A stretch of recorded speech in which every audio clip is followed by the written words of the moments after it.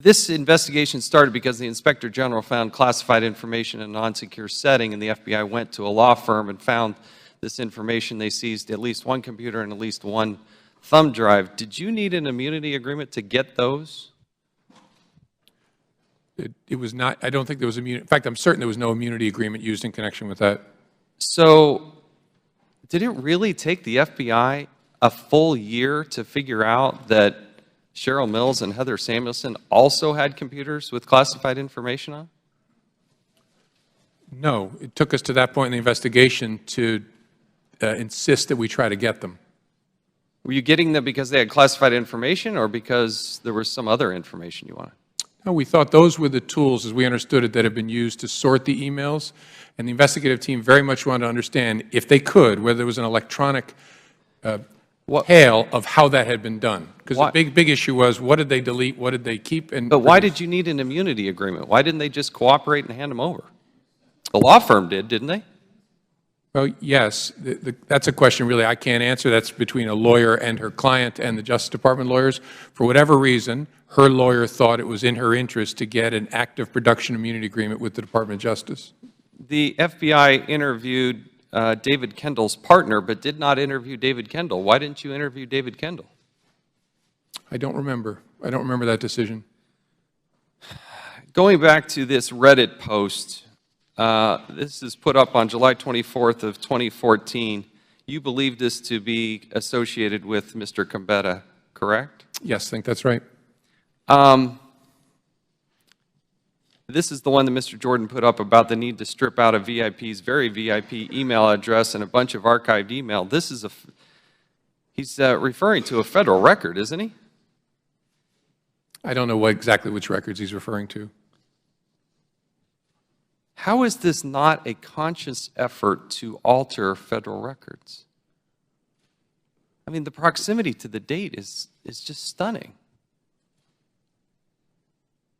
I'm sorry, what's the question? How is this not a conscious effort to alter a federal record? Well, it depended on what the record was and exactly what he was trying to do, and whether there would be disclosure to the people they were producing it to, saying we changed this for privacy purposes. I just don't know sitting here. These are documents that were under subpoena. These federal records were under subpoena. They were under a preservation order.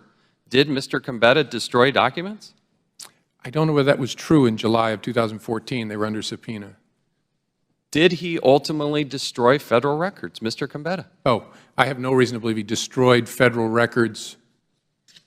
He used bleach bit, did he not? Yeah, the question is what was already produced before he used the bleach bit. He definitely, the reason he wanted immunity was he had done the bleach bit business after there was publicity about the demand from Congress for the records. That's a potential. And not just publicity, there was a subpoena. Right, that's potential. And there was communication from Cheryl Mills that there was a preservation order, correct? Yes. And he did indeed use bleach bit on these records. Sure. That's why the guy wouldn't talk to us without immunity. And so when you got immunity, what did you learn? We learned that no one had directed him to do that, that he had done it. You really think that he just did this by himself? I think his account, again, I never affirmatively believe anybody except my wife, but the question is, do I have evidence to disbelieve him? And I don't. His account is credible, that he was told to do it in 2014, screwed up and didn't do it, panicked when he realized he hadn't, and then raced back in and did it after Congress asked for the records and the New York Times wrote about them. That was his shit moment. And that was credible. Again, I don't believe people, but we did not have evidence to disbelieve that and establish someone told him to do that. No email, no phone call, nothing. The hope was, if he had been told to do that, that would be a great piece of evidence. If we give him immunity, maybe he'll tell us, so-and-so told me to, so-and-so asked me to, and then we're working up the chain. But he did indeed destroy federal records, and he was told at some point to do this, correct? Who told him to do that initially? When he was supposed to do it in December, and he didn't do it. Who told him to do that? One of Secretary Clinton's staff members, I can't remember sitting here, we know that. One of her lawyers might have been Cheryl Mills. Someone on the team said, we don't need those emails anymore, get rid of the archive file. This is what's unbelievable about this, because there's classified information, there are federal records that were indeed destroyed. And that's just the fact pattern. Let's go back to this Here's the other thing that I draw to your attention that is new. September 15th of this year, I issued a subpoena from the Oversight and Government Reform Committee. On these Reddit posts, 4 days later, they were destroyed or taken down. They were deleted. I would hope the FBI would take that into consideration. Again, we're trying under a properly issued subpoena to get to this information. Let's go to Heather Mills real quick. How does in the 2016 interview with Cheryl Mills, she says, quote, Mills did not learn, in the interview report, the interview summary from the FBI, Mills did not learn Clinton was using a private email server until after Clinton's tenure.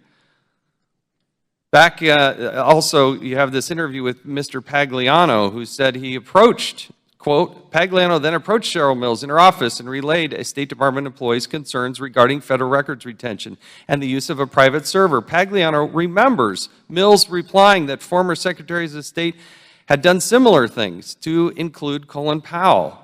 It goes then on to a page 10, and this is what I don't understand. The FBI writes, Clinton's immediate aides, to include Mills, Abedin, Sullivan, and a redacted name, told the FBI they were unaware of the existence of a private server until after Clinton's tenure at State or when it became public knowledge.